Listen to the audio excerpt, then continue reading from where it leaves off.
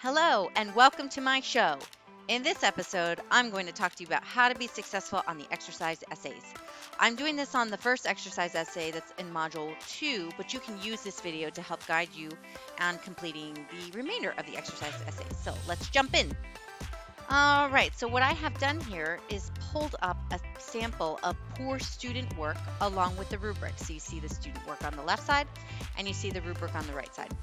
I apologize if the rubric is lacking in a bit of detail, but I'm going to be working on those this semester so that future students will have access to better rubrics. Some of them are updated, some of them are not. I'm still working on it.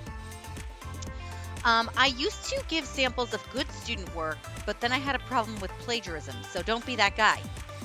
First thing I want to point you to is the instructions here. If you've not downloaded the app for this class, I'm going to tell you right now you're going to have trouble getting through. You need the app.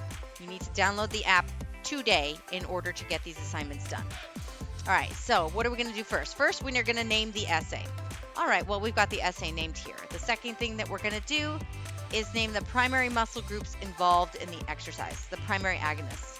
What I don't want to see here is oftentimes students will say, okay, they're going to do this on a barbell back squat. Then they go to Google, they put in barbell muscles for the barbell back squat.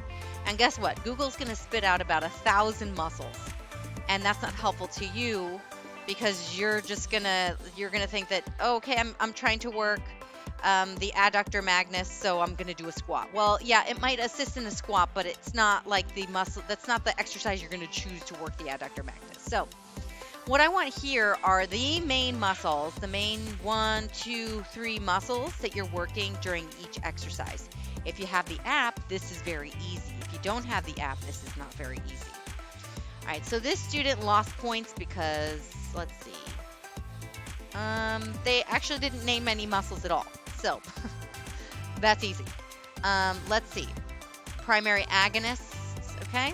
Then the next one is the joint and the movements at those joints. Keep in mind that there are 2 directions. All right, let's see here. This person chose the archer squat. There's the hip and the knee. There's actually some ankle joint motion in all squats, so this to me is lacking. You need to list all the joints that move during that activity. And then the joint motions. Okay, so the motions are flexion and extension of what? The elbow?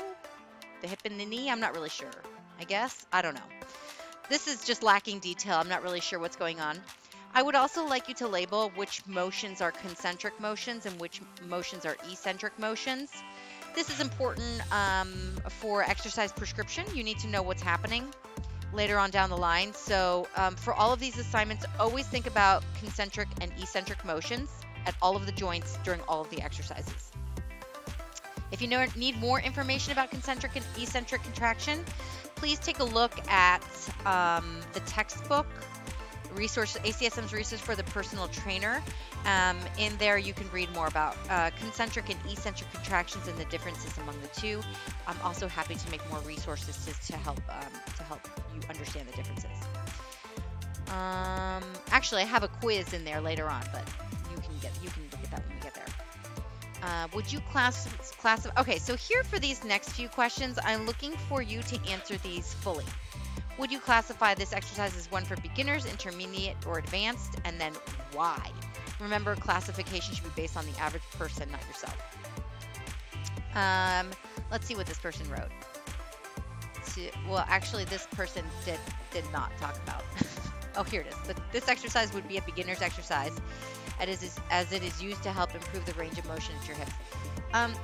I don't think this is the right answer for this. I actually don't think squats of any kinds, for the most part, are beginner exercises. You have to think about the average person. This may be hard for you to think about. What I really want you to do is justify your responses. This to me is not a strong justification. I don't know why this doesn't even make sense. So we'll just move on from there. So again, just to clarify, beginners, intermediate, or advanced, and explain why, and it should be a good rationale, right? Most people don't exercise. Keep that in mind. All right. how would you modify this exercise changing movements to hours? Again, so if you don't have the app, this is going to be pretty difficult for you. But really, we're just trying to get you to think about how you can make exercises easier. And this is not related to weight, okay? Weight is, that's sure you can make exercise harder by throwing some more weight on something, or you can make an exercise easier by making the weight lighter. But that's related to intensity, and it doesn't have anything to do with the complexity of the movement. So when you're doing this, think about how you can change the nature of the exercise to either make it harder or to make it easier, depending on the level of fitness of the client. Let's see what this person writes. To make this exercise simpler, you could take a small break when standing back up. So this, to me, you have not really changed the nature of the exercise, which you just changed the pace of it.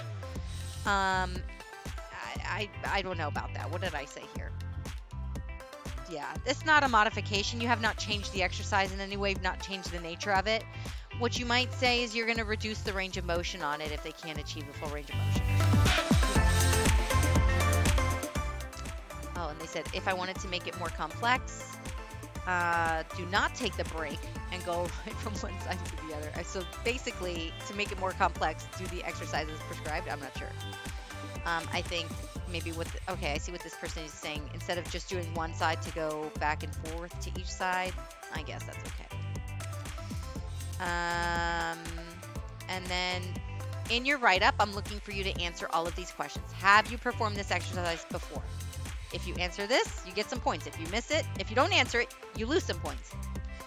Was it difficult for you to perform this correctly? Again, if you answer it, you get the points. If you don't answer it, you don't get the points. Were you able to do it to the full range of motion?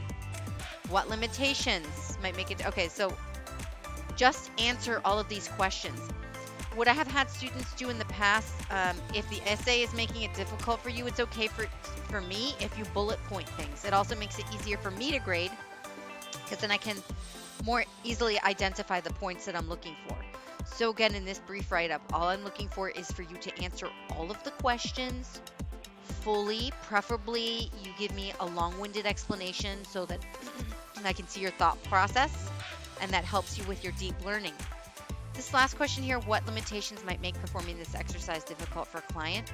All I'm looking for here, for you to say here, is like, if somebody has hurt their knee, it's going to be difficult for them to achieve the full range of motion. If somebody is older, they're not going to have the balance they need to do this on one leg. I don't know. Look in the app. You can figure it out. You can perform these exercises and know. It's really not rocket science, guys. So I think the most important things that I'm looking for here are for you to answer all of the questions, preferably correctly. Don't end up like this guy. All right, good luck out there.